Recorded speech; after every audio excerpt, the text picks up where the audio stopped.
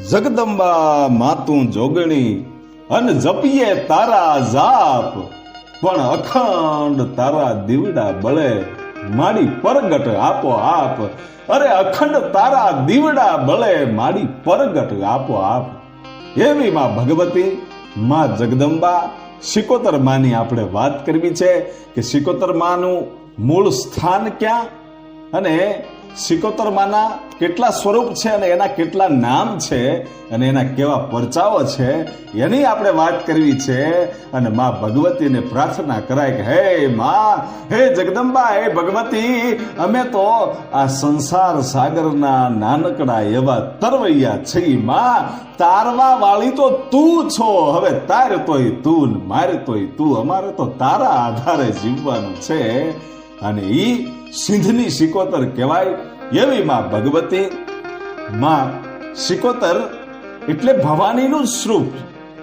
ભવાની માં ભગવતી એનું જ સ્વરૂપ. પરાશક્તિ, પરા અંબા કયો કે માં પાર્વતી કયો કે શક્તિ કયો કે ભવાની કયો, ઈ શિકોતર ઈ ભવાની જ છે. અને માં ભવાની એમ કહેવાય છે કે જ્યારે વીર વિક્રમને જ્યારે હર એક સિદ્ધિ આપી, બધી જ સિદ્ધિઓ જ્યારે એમ કહેવાય છે કે રાજા વીર વિક્રમને આપી, એટલે હર સિદ્ધિ નામ પડ્યું. માં ભવાનીનું નામ હર સિદ્ધિ ત્યારે પડ્યું. અને હર સિદ્ધિ ઈ જ શિકોતર છે. એટલે હરેક સિદ્ધિ વીર વિક્રમને આપી એટલે હર સિદ્ધિ કહેવાના. અને પછી એમ કહેવાય છે કે પેલા હરસિદ્ધિ કહેવાના, ભવાની માંથી હરસિદ્ધિ, અને હરસિદ્ધિ માંથી એમ કહેવાય છે કે વાણવટી નામ પડ્યું છે. હો, વાણવટી પણ નામ પડ્યું છે, પણ એ પેલા શિકોતર નામ છે. ઈ ક્યાંથી નામ આવ્યું અને શિકોતર આ સૌરાષ્ટ્રમાં આવ્યા કેવી રીતે એની જો વાત કરું તો સિંધનો હમીર નામનો જે સુમરો હતો, અને ઈ સુમરાની પાસે એટલી ભક્તિ હતી, એટલી તાકાત વાળો એ હતો કે માં શિકોતર છે એ સિંધના સુમરાને એવી છાઈ હતી કે હજારે હાથ છે એ સિંધના સુમરા ઉપર ભગવતીએ મૂકી દીધેલા. અને સિંધનો સુમરો છે એવી આરાધના કરે માં ભગવતીને, નમુંગ આદિ નાદી તુહી છો ભવાની તુહી જોગ માયા તુહી બાકબાની તુહી ધરણીંગ આકાશ દીપો પસારે. એવી ભગવતીને પ્રાર્થના તો કરે, પણ ભગવતીના વિશ્વાસે ધગધગતા જે દેતવા હોય ને ગરમ, એ પોતે એમ કહેવાય છે કે આરોગી જાતો તો, અને એને ભગવતી છે એ ઊણી આશ નહોતી આવવા દેતી. એવી સિંધની શિકોતર. અને સિંધની સામે કોઈથી કફરી નજર ન કરાય ભાઈ. હો, કોઈ પણ દુશ્મન હોય એ સિંધ ઉપર આક્રમણ કરવા આવે ને, ઈ સિંધના સુમરાને સામું લડવું ન પડતું. કારણ કે આ સિંધની શિકોતર અને પઠ્ઠો પીર ઈ બંને એમ કહેવાય છે કે આ સિંધના સુમરાની હારે હતા. અને ઈ ભમરાનું રૂપ લઈ અને એવા વંટોળ આવે કે ગમે એટલી હામા દુશ્મનની સેનાઓ હોય એને ભમરા થઈને કરડી જાય.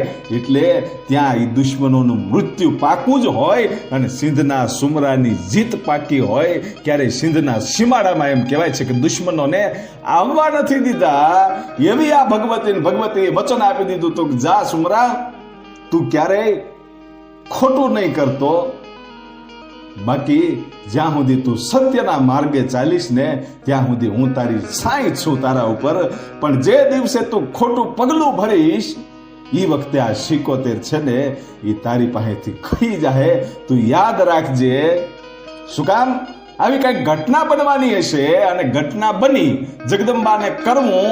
અને એમ કહેવાય છે કે જ્યારે જુનાગઢમાં જ્યારે દુષ્કાળ પડ્યો અને ત્યારે આહિરની દીકરી બેન જાહલ છે, એ તો જગદંબાનું સ્વરૂપ, નવઘણ જેવો ભાઈ. અને નવઘણે કીધું કે બેન, ભલે દુષ્કાળ પડ્યો હોય પણ હું તને સિંધમાં નહીં જવા દો. હું તો તારો ભાઈ છું અને 9 હરસનો ધણી કહેવાવ. અને મારી બેન જો આમ સિંધમાં પોતે માલઢોર ચારવા માટે જાય એ હારું ન લાગે બેન. અને ત્યારે જાહલ કહે છે કે ભાઈ, તું રાજા છો પણ તારે આ બધાને કેવી રીતે શું સાચવી શકીશ? પણ ભાઈ, મારું કુટુંબ જાય છે એટલે મારે સિંધમાં જવું પડશે. અને એમ કહેવાય છે કે બેન જાહલના પતિ હામત આહિર અને બેન જાહલ હવ કુટુંબની હારે એમ કહેવાય છે કે પોતાના માલઢોર લઈ અને જેદી સિંધમાં ગયેલા અને ઈ સિંધનો હમીર નામનો સુમરો છે એણે જાહલનું રૂપ જોયું અને રૂપમાં મોઈ ગયો અને જાહલને જેદી કેદ કરી ત્યારે એમ કહેવાય છે કે જાહલને કીધું કે તું મારી સાથે પરણી જા. અને ત્યારે જાહલ જોજો આહિરની દીકરી છે અને કેટલી બુદ્ધિશાળી હોય વિચાર કરજો. એ વખતના સમયમાં નવઘણના સમયમાં જાહલે એટલું જ કીધું કે હું તારી સાથે લગ્ન કરી લઉં, વાત સાચી છે, પણ તું મારા રૂપમાં એટલો બધો શા માટે મોઈ ગયો છો? અને ત્યારે અમીર નામનો સુમરો છે એ જાહલને એટલું કહે છે કે જાહલ, તારા જેવી રૂપવતી સ્ત્રી હોય ને એ આવી રીતે ખેતરોમાં ને ગમે ત્યાં ઝૂંપડાઓમાં હોય એ સારું ન લાગે, તું તો રાજમહેલમાં હારી લાગ છો. અને ત્યારે જાહલે કીધું તું, જાહલે બુદ્ધિનો ઉપયોગ કરીને કીધું તું. સાંભળજો, જાહલ કે છે કે હું આહિરની દીકરી છું અને તું સુમરો છો, પણ તારા રાજમહેલમાં મને ગમશે, તારી પાસે દોમ દોમ સાહેબી છે, પણ મારે એક વ્રત છે અને જ્યાં સુધી આ 6 મહિનાનું વ્રત મારે પૂરું ન થાય ત્યાં સુધી હું સંસાર ન માંડી શકું. હે કે મારું વ્રત છે એટલે વ્રતને હું તોડી ન શકું. તારે જો મારી સાથે લગ્ન કરવા હોય તો 6 મહિના તારે ઊભું રહેવું પડશે, તારે મારી વાટ જોવી પડશે. 6 મહિના સુધી હું તારી સાથે લગ્ન ન કરી શકું, કારણ કે મારે વ્રત છે, હું સંસાર ન ભોગવી શકું. અને ત્યારે સુમરાએ કીધું કે 6 મહિના જાતા કઈ વાર ન લાગે. જાહલ, હું તને અહીંયા કેદ કરું છું અને તને દરેક જાતની સુવિધા મળી જશે. 6 મહિના જાતા વાર નહીં લાગે અને 6 મહિને જ્યારે તારું વ્રત પૂરું થાય ત્યારે તું મારી સાથે લગ્ન કરી લેજે. અને ત્યારે જાહલે એમ કહે છે કે લગ્ન કરી લઉં, 6 મહિના હમણાં વયા જશે. પણ તું સુમરાને કહે છે, ઓ જાહલ જોજો કેવો બુદ્ધિનો ઉપયોગ કર્યો, કે એકવાર મારા પતિને અહીંયા બોલાવી દે, મારે એની હારે વાત કરવી છે. હે કે મારા પતિને બોલાવી દે, કે તારે તો હવે મારી સાથે 6 મહિના પછી લગ્ન કરવા છે, તો એને બોલાવવાની જરૂર શું? અને ત્યારે એ આહિરની દીકરી જાહલે એમ કહે છે કે સુમરા, મારે મારા પતિને તું અહીં બોલાવી લે ને એટલે એને કહી દેવું છે કે હવે તમે મારી વાટ રાખતા નહીં, હું તો હવે બદલી ગઈ છું અને હવે ક્યારે હું તમને મળીશ નહીં, મારી સંદેશ એને મોઢે મોઢ કહી દેવો છે. અને ત્યારે સુમરાને બહુ આનંદ આવ્યો કે એકદમ જે આ આહીરો છે એ અહીંથી નેહડા છોડીને હવે વયા જાહે અને જાહલની વાટ જોશે નહીં. એટલે હામત આહિરને બોલાવવામાં આવ્યા, જાહલના જે પતિ હતા એને, અને જે જગ્યાએ જાહલને કેદ કરી હતી ત્યાં એમ કહેવાય છે કે આ હામત આહિર છે એ જ્યારે મળવા ગયો ત્યારે એમ કહેવાય છે કે જાહલે કીધું કે આ મારો સંદેશ છે ને એ એકવાર મારા ભાઈ નવઘણને મોકલાવી દેજો. શું કામ? કે મેં આ સુમરાને ખોટું બોલી છું કે મારે 6 મહિનાનું વ્રત છે ને 6 મહિના પછી હું તારી સાથે પરણીશ એમ કીધું છે. કારણ કે જો પરણવાની ના પાડું તો આપણા માલઢોરને ચારવાય ન દે, આહીરોને આની સાથે ધીંગાણું થાય અને આપણે એની સાથે પહોંચી ન શકીએ અને આપણા બધાયનું મૃત્યુ થાય. એના કરતા આજે હું ખોટું બોલી છું એ ખોટું બોલવા જેવું છે. અને હવે તમે જટ આ સિંધમાંથી નીકળી અને સૌહર્ષની ધરતીમાં જાઓ, મારા ભાઈ નવઘણને સંદેશો આપો.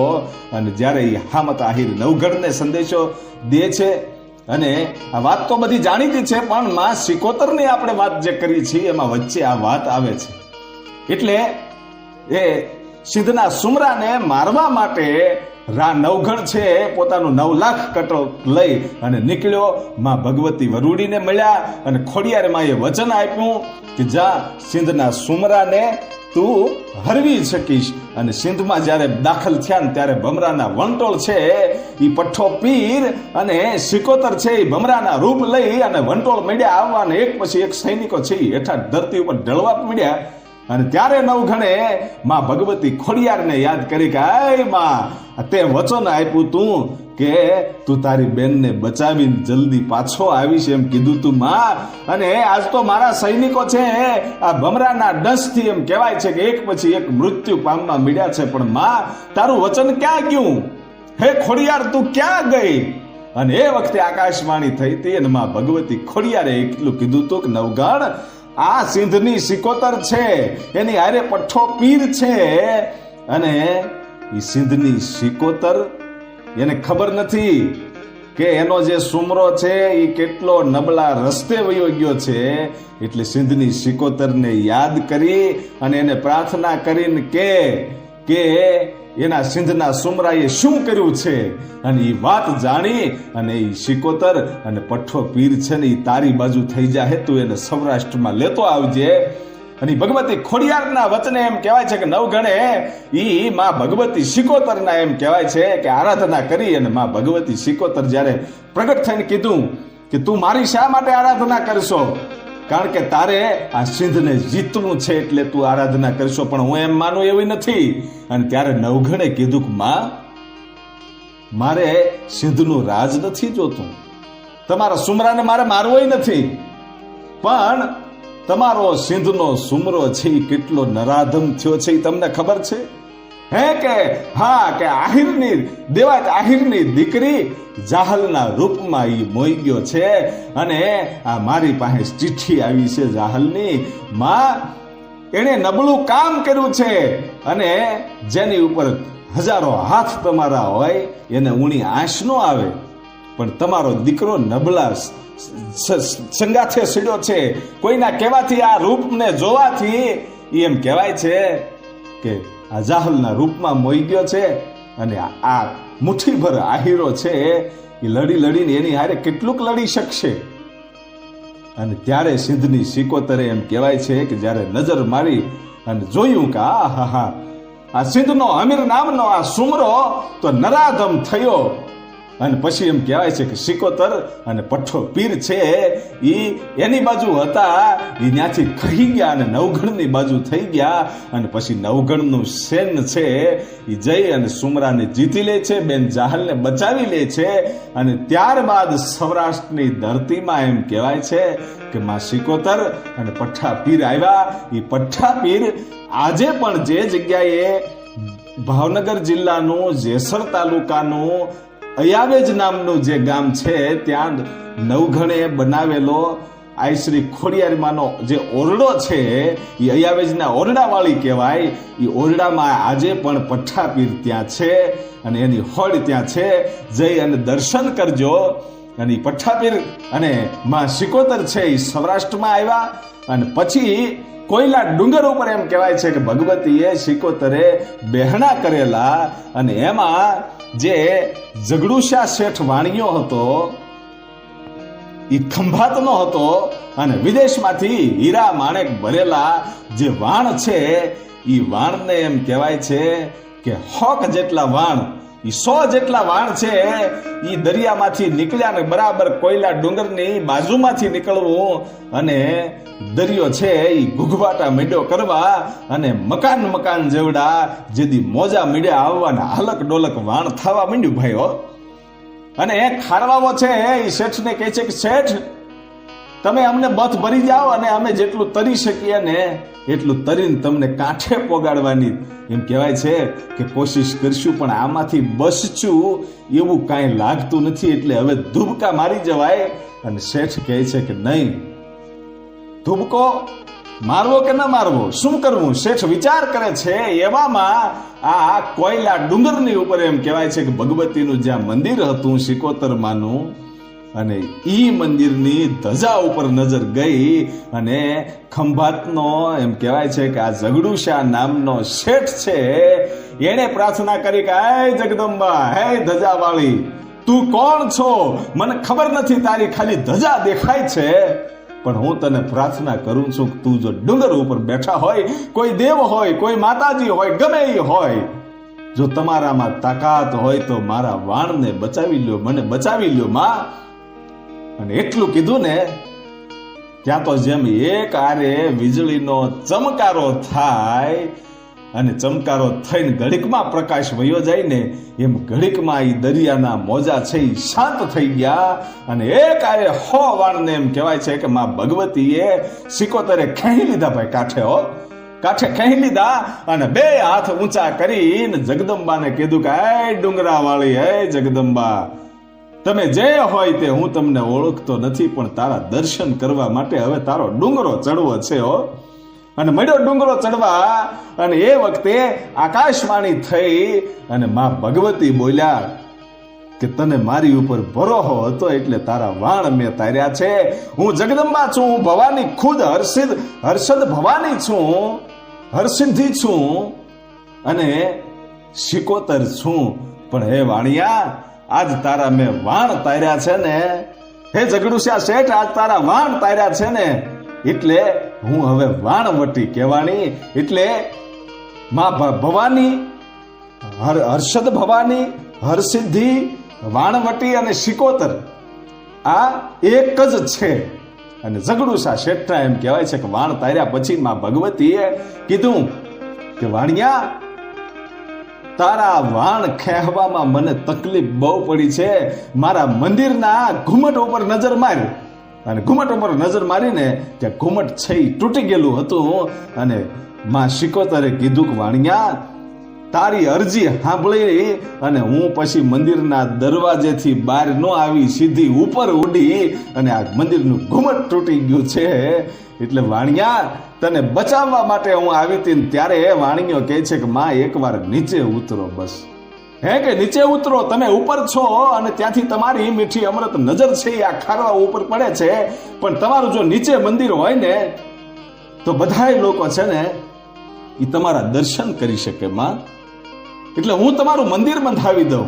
અને એ વખતે માં ભગવતી સિકોતર એમ કે છે કે વાણિયા, મંદિર બંધાવવું ને એ જેવી તેવી વાત નથી.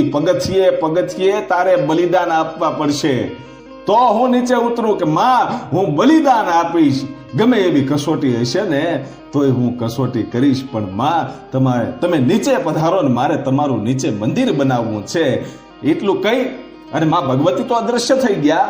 અને જગડુશા નામનો જે શેઠ હતો એ પોતે ખંભાતમાં પોતાને ઘેરે આવ્યો છે અને પછી બધાને વાત કરી કે માં વાણવટીએ મારા વાણ તાર્યા છે અને હવે ગમે એમ થઈ જાય એનું મંદિર નીચે બનાવવું છે. અને આખો પરિવાર છે એ માતાજીનું મંદિર બનાવવા માટે આવ્યા, હોમ હવન કર્યા અને ઉપર ગયા અને માતાજીને કીધું કે માતાજી, પગથિયે અમે બલિદાન આપીએ છીએ, તમે પગથિયા ઉતારતા આવો અને નીચે આવી જાઓ. અને એક પછી એક પગથિયે બલિદાન આપવામાં આવ્યા. આ માતાજીના કહેવાથી બલિદાન આપવામાં આવ્યા હતા. અને એમ કહેવાય છે કે ભગવતીને કસોટી કરવી હશે ને એટલે આવું કંઈક કીધું હતું. ધીરે ધીરે ઠેઠ નીચે એમ કહેવાય છે કે આવી ગયા અને છેલ્લે 4 પગથિયા રહ્યા. અને ત્યારે જે બલિદાન આપવા માટેના જે પ્રાણીઓ હતા એ ખૂટી ગયા ભાઈ. હો. અને પછી વાણિયો કહે છે કે માં, 4 પગથિયા હાટું હવે તને પાછી ડુંગરા ઉપર ન મોકલાય, ગમે એમ થઈ જાય, ભલે મારા પરિવારનું મારે બલિદાન આપવું પડે એમ કહી અને એમ કહેવાય છે કે પોતાના એકના એક દીકરાને મસ્તક વાઢી અને ઈ એમ કહેવાય છે કે 4 જ પગથિયા બાકી હતા ને એક પગથિયામાં એમ કહેવાય છે કે પોતાના દીકરાનું બલિદાન આપ્યું, બીજા પગથિયામાં પોતાની દીકરીનું બલિદાન આપ્યું, ત્રીજા પગથિયામાં એમ કહેવાય છે કે પોતાની પત્નીનું બલિદાન આપ્યું, છેલ્લું 4થું પગથિયું હતું ત્યાં પોતાનું મસ્તક કાપી અને પગથિયામાં મૂકવાની જ્યારે તૈયારી કરતો હતો ને મસ્તક કાપવા ગયો એ વખતે માં ભગવતી સિકોતર છે એ સાક્ષાત રૂપે પ્રગટ થઈને કીધું તું કે વાણિયા, ઉભો રહી જા, જગડુશા શેઠ, તારી ભક્તિથી હું પ્રસન્ન છું અને આ તો બધી મારી માયા હતી. અને એમ જ્યારે કીધું ને ત્યારે જે લોકોનું બલિદાન આપ્યું હતું, જેટલા પ્રાણીઓનું બલિદાન આપ્યું હતું એ બધા સજીવન થયા. અને કીધું કે હવે હું અહીંયા નીચે આવી ગઈ છું અને હવે મારું મંદિર બનાવ્યું. આજે પણ ત્યાં એ મંદિર છે, કોઈલા ડુંગર ઉપર પણ મંદિર છે. અને માં ભગવતી સિકોતર છે એ કહે છે કે માંગી લે વાણિયા. અને ત્યારે કહે છે કે માં, મારે તો શું જોયું, તમારા સાક્ષાત દર્શન થઈ ગયા, મારા પરિવારને દર્શન થયા માં, હવે મારે બીજું શું જોયું, પણ તમે માંગવાનું કીધું છે ને એટલે એટલું માંગુ છું કે તમે મારી ઘેર પધારો માં, ન્યા મારે તમારું મંદિર બનાવવું છે. અને માતાજીએ કીધું કે વાણિયા ઓળખી નહીં હોય કે માં ગમે એમ થઈ જાય, હવે તારે દયા કરવી પડશે. અને માં ભગવતીએ કીધું કે જા વાણિયા, ત્યાં પણ મારું મંદિર બનાવજે. અને આજે કોયલા ડુંગર પણ મંદિર છે, ઈ વાણવટી કહેવાય છે.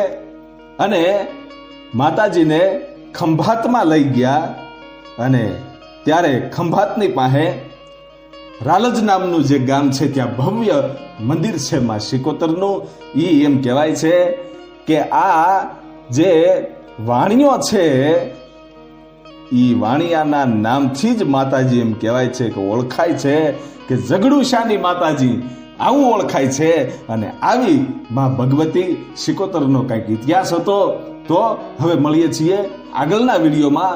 તો જરૂરથી આપણી યુટ્યુબ ચેનલ આઈ મોગલ સ્ટુડિયો મુનકીધાર સબસ્ક્રાઇબ કરજો. અને આપણી નવી યુટ્યુબ ચેનલ છે આઈ મોગલ સ્ટુડિયો સ્ટોરી, એની લિંક આ ડિસ્ક્રિપ્શનમાં આપેલી છે. તો આપ ઈ ચેનલને પણ સબસ્ક્રાઇબ કરજો. એમાં બધી હાસ્ય વાર્તાઓ અને વ્રત કથાઓ આવે છે. તો આપ ઈ ચેનલને પણ